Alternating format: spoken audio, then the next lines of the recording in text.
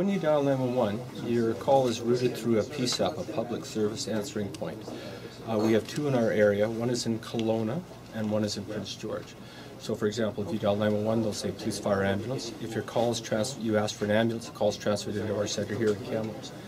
What will happen, I will get a ring on a buzz on my phone set here, and I'll proceed to answer the phone.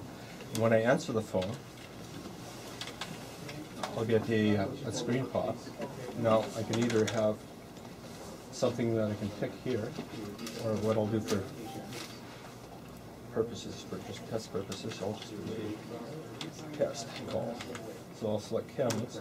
So what I'll get, if the call's already active, I'll have this nearby events pop up, and I'll look at any calls that are in the area that are going on within 250 meters and or the last hour. So what I'll say, I'll look at this, and this doesn't match anything I'm doing, so I'll just select new. Now at that point, I've got contact with the caller. I'll ask ambulance for what city. I will get their address, and we do need the civic address, nothing else but the civic address or an intersection that we're responding to.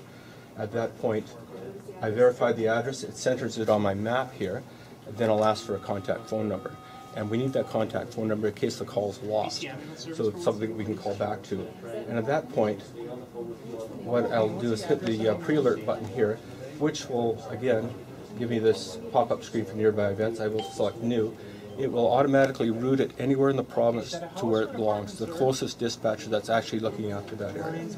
At that point, I'll bring up my medical priority dispatch system, and I will ask questions. Okay, tell me exactly what's happened. And this is where we really want the public to help us.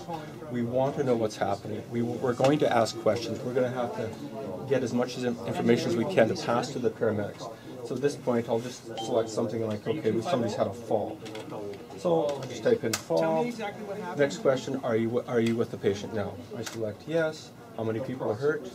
If there's multiples, it'll change into a different scene. For this instance, there's one patient hurt. That patient is, say, 70 years old. He's a male.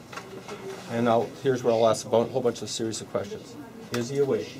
And is he breathing? If he's not, it'll shunt me to a more urgent emergent card. So at this point, I will select, he's had a fall. Next question is, for example, when did this happen? And how far did he fall? And what caused that fall? Now, did he fall because he slipped? Did he fall because he collapsed? Was he electrocuted? We want the answer to these questions, and it will shunt us to a more appropriate course of action and a more urgent call response. So in this instance, we'll ask if there's bleeding as he's had a fall, and if he's completely alert. And we want to know what part of the body was injured. Is your breathing normal? And if he's still on the floor, the ground, if he's outside. The other things we want to consider for this example in a fall is what's the weather like? Is it 20 above? Is it 20 below? That's going to make a difference in how we respond. Gord, sorry to interrupt. Just a couple of calls in the queue. Okay, I'm sorry. We'll be able to have you guys film that while it's happening.